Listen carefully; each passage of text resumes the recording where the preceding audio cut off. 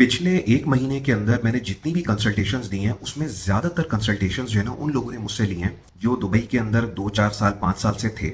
और I don't know what exactly happened in the market, but सबको जो है ना डिफरेंट डिफरेंट जॉब्स मिली, नई नई ऑफर्स मिली। और कोई अगर 5,000 पे था तो वो 10,000 की इसकी ऑफर आ गई थी, 10 से था तो 15 पे चला गया था, या 15 पे था तो 25 पे चला गया वो। और उनको एक डिसीजन लेना था कि sir giving the current situation क्या हमें ये डिसीजन लेना चाहिए कि अपनी जो ये जॉब चल रही है इसको छोड़ के हम आगे जाएं। इसी से रिलेटेड अभी कल मैं एक सेशन दे रहा था, तो जो भाई थे वो एक लीगल साइड के बंदे थे, दुबई में तकरीबन 5-6 साल से थे। 18,500 दरम का उनका पैकेज था और उनको जो ऑफर हुई थी दूसरी सैलरी वो 30,000 प्लस का पैकेज था। तो आज मैं वीडियो इसके ऊपर बना रहा हूँ कि लोगों को ना एक रूल दूं कि जब भी आप किसी ऐसी सिचुएशन के अंदर हो कि आप एक कंपनी के अंदर काम कर रहे हैं और आपको दूसरी कंपनी से ऑफर आए तो आपको डिसीजन कैसे लेना चाहिए। सिर्फ एक रूल फॉलो करें।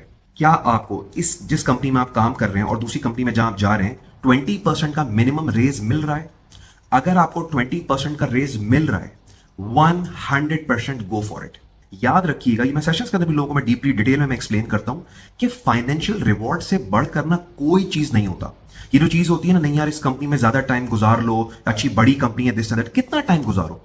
क्या हमने इसको कैश नहीं करवाना होता? मिसाल के तौर पे कोई बंदा किसी बड़ी कंपनी में चला जाए और उसकी सैलरी आहिस्ता आहिस्ता आहिस्ता आहिस्ता बढ़ी, एक नॉर्मल किस्म का इंक्रीमेंट लग रहा है। ये बात मैं काफी बार एक्सप्लेन कर चुका हूं कि आपकी जो सैलरी होती है वो स्विचिंग से बहुत तेज बढ़ती है। मैंने अगर अपनी लाइफ में ग्रो किया है बहुत ज्यादा, वो मैंने स्विचिंग से किया है। मैंने एक रूल बना लिया था, अगर मुझे 1 से 2 साल के अंदर एक प्रॉपर प्रमोशन नहीं मिलती या प्रॉपर इंक्रीमेंट नहीं मिलता, मैं स्विच कर जाऊंगा। तो इसका रूल ये होता है कि अगर आपको 20% का जंप मिल रहा है, मिसाल के तौर पर सैलरी 10,000 दरम है, उसको 12,000 दरम का मिल रहा है, मैं ये नहीं कह रहा 500-700 दरम के लिए चले जाए, लेकिन अगर 20% का कम से कम जंप मिल रहा है ना, गो फॉर इट।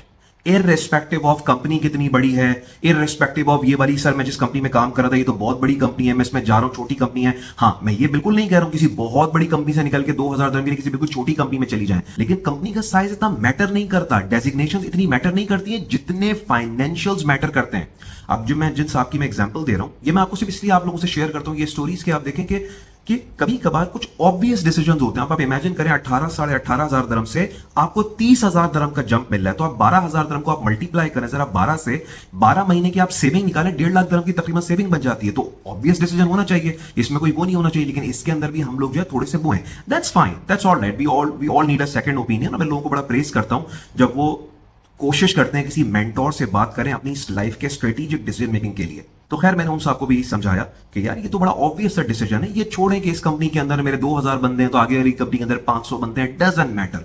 इन चीजों से कोई फर्क नहीं पड़ता। आपने कौन सा दूसरी कंपनी के अंदर सारी जिंदगी रहना है, वहां पे जाएं, अपना 100% दें। आपको वो कंपनी जो है ग्रोथ अपॉर्चुनिटीज दे रही है, आपको प्रॉपर इंक्रीमेंट्स दे रही है, आपको प्रॉपर लर्निंग आपकी हो रही है, आप वहां पे रुकें। जिस दिन वो रुक जाए उसके बाद आगे निकल जाए। After all we all are numbers in an organisation ना। हम लोग कोई ये कमिटमेंट के साथ किसी कंपनी में ज्वाइन तो नहीं करते कि नहीं यार हमें लाइफ लॉन्ग यहाँ पे रहना है। हम तो एक सर्टेन टाइम पीरियड के लिए जाते हैं, कंपनी में अपना कंट्रीब्यूट करते हैं, और जब तक हमें लर्निंग मिल रही होती है, अपॉर्चुनिटीज मिल रही होती है, हम लोग वहां पे रुकते हैं। जब वो चीज खत्म हो जाती है हम आगे स्विच करके आगे चले जाते हैं। So just to conclude today's video, हमेशा एक उसूल बना लें कि अगर आपको डिसाइड करना हो डेजिग्नेशन या कंपनी कितनी बड़ी है या फाइनेंशियल्स, इन तीनों चीजों के अंदर सबसे इंपॉर्टेंट चीज होती है कि आपको पैसा कितना एक्स्ट्रा मिल रहा है।